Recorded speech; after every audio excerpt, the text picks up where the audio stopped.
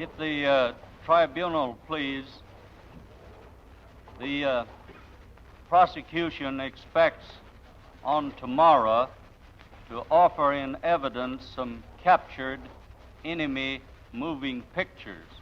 And in order to give defense counsel an opportunity to see them before they are offered in evidence, and in response to their request made to the tribunal some time ago, the showing of these films for defense counsel will be held in this courtroom this evening at 8 o'clock for the defense counsel.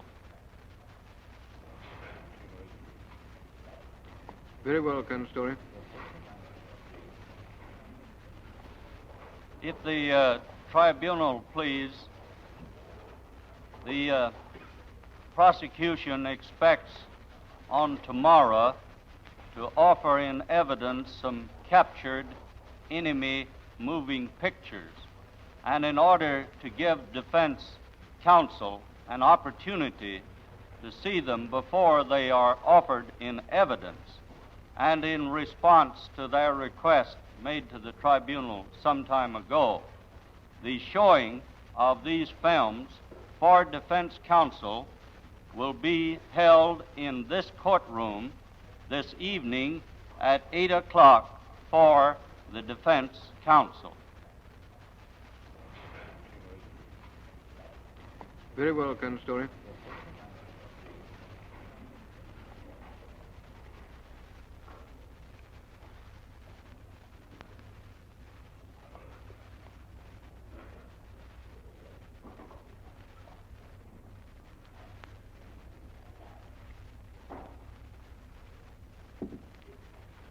May it please the tribunal, I have reached now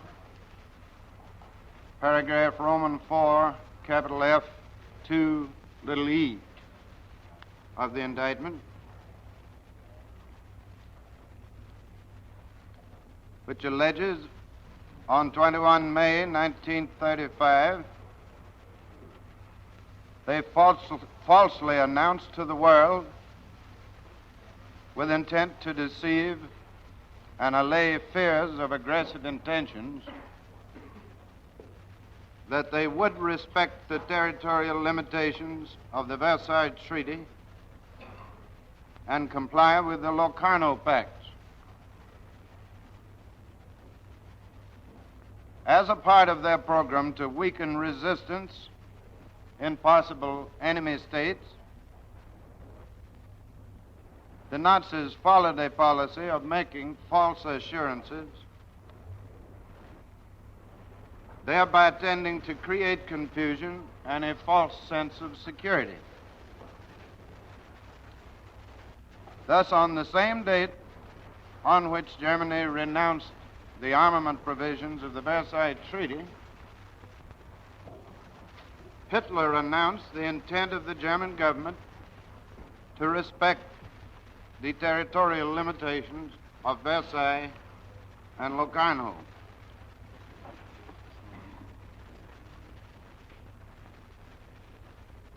I offered in evidence this morning as Exhibit USA 38, our document 2288 PS, the pertinent volume of the issue of the Völkische Beobachter,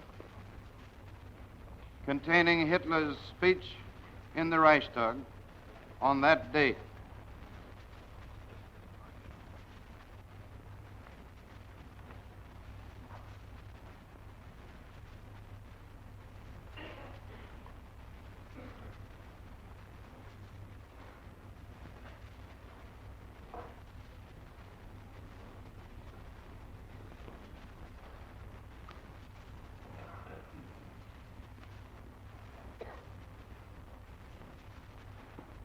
In that speech, he said, "Therefore, the government of the German Reich shall absolutely respect all other articles pertaining to the cooperation, Zusammenleben really means the living together in harmony, of the various nations, including territorial agreements,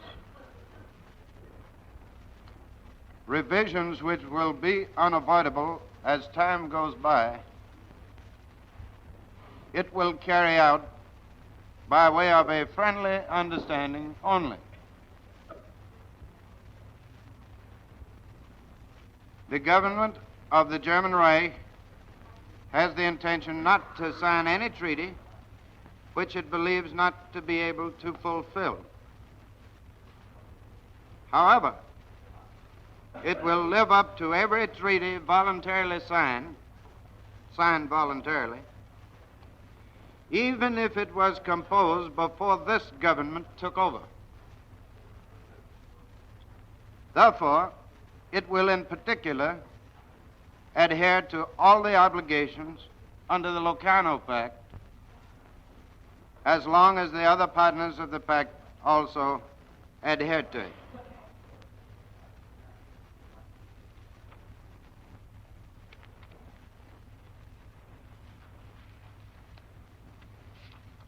For convenient reference, the territorial limitations in the Locarno and the Versailles treaties include the following.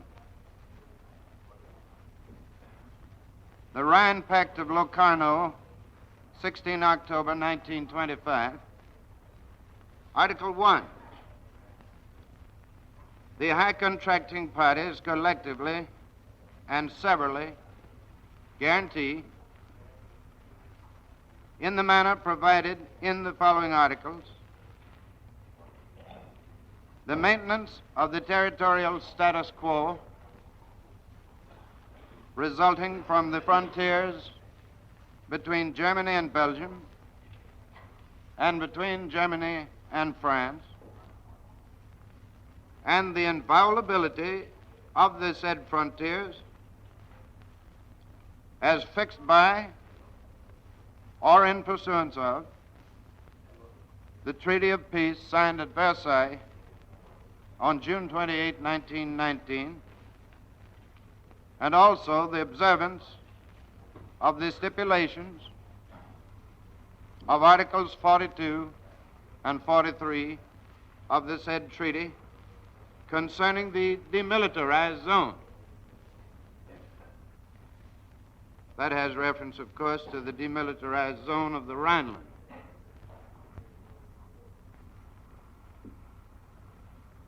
Then from the Versailles Treaty, 28 June 1919,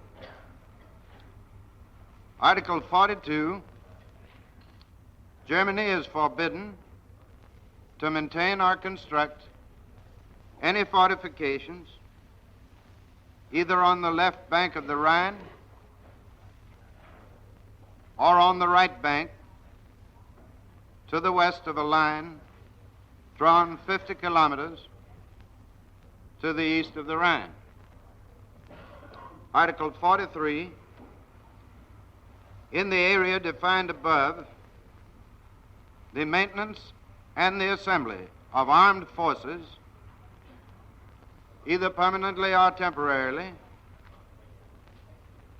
and military maneuvers of any kind, as well as the upkeep of all permanent works for mobilization, are in the same way forbidden.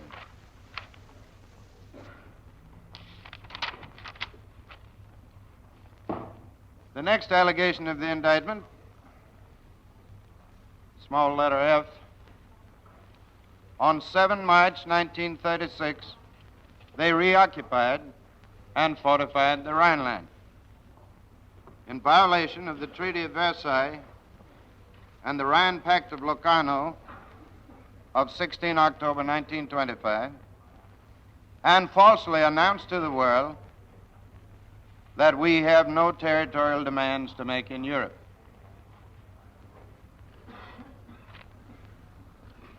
The demilitarized zone of the Rhineland obviously was a sore wound with the Nazis ever since its establishment after World War I. Not only was this a blow to their increasing pride, but it was a bar to any effective, strong position which Germany might want to take on any vital issue. In the event of any sanctions against Germany, in the form of military action, the French and other powers would get well into Germany east of the Rhine before any German resistance could even be put up. Therefore, any German plans to threaten or breach international obligations or for any kind of aggression required the preliminary reoccupation and refortification of this open Rhineland territory. Plans and preparations for the reoccupation of the Rhineland started very early. We have a document, a German captured document, in manuscript, German script, which we identify as C-139,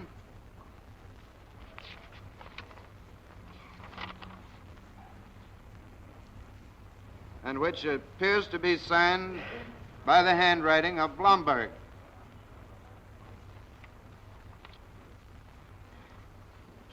I offer it in evidence as Exhibit USA 53.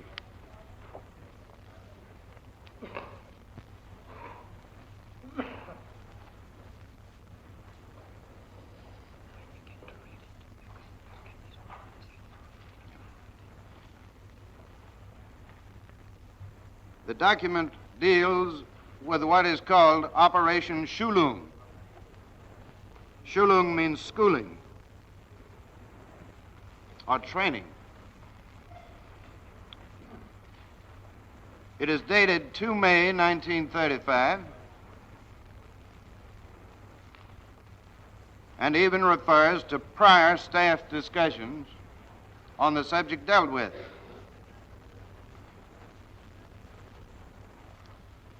It is addressed to the Chief of the Army High Command, who at that time I believe was Fritsch, the Chief of the Navy High Command, Raeder, and the Reich Minister for Air, Goering.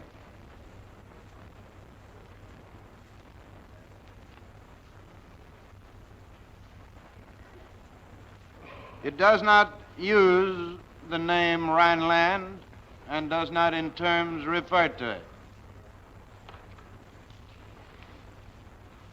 It is our view that it was a military plan for the military reoccupation of the Rhineland in violation of the Treaty of Versailles and of the Rhine Pact of Locarno.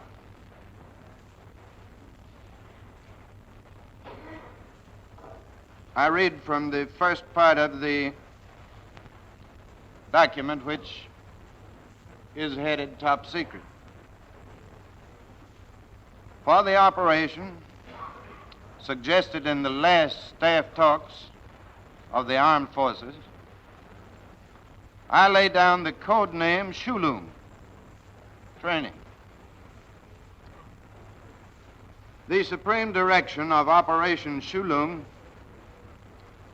rests with the Reich Minister of Defense, as this is a joint undertaking of the three services. Preparations for the operation will begin forthwith according to the following directives. 1, general.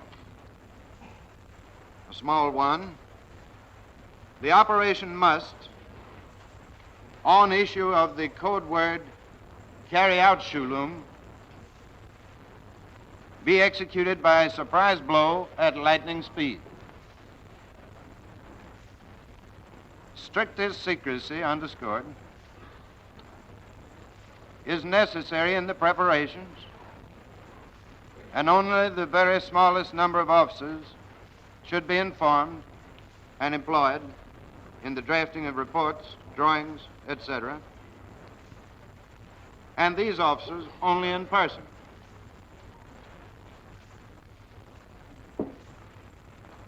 Two, there is no time for mobilization of the forces taking part. These will be employed in their peacetime strength and with their peacetime equipment. Three, the preparation for the operation will be made without regard to the present inadequate state of our armaments. Every improvement of the state of our armaments will make possible a greater measure of preparedness and thus result in better prospects of success. The rest of the order deals with military details, and I think it's unnecessary to read them.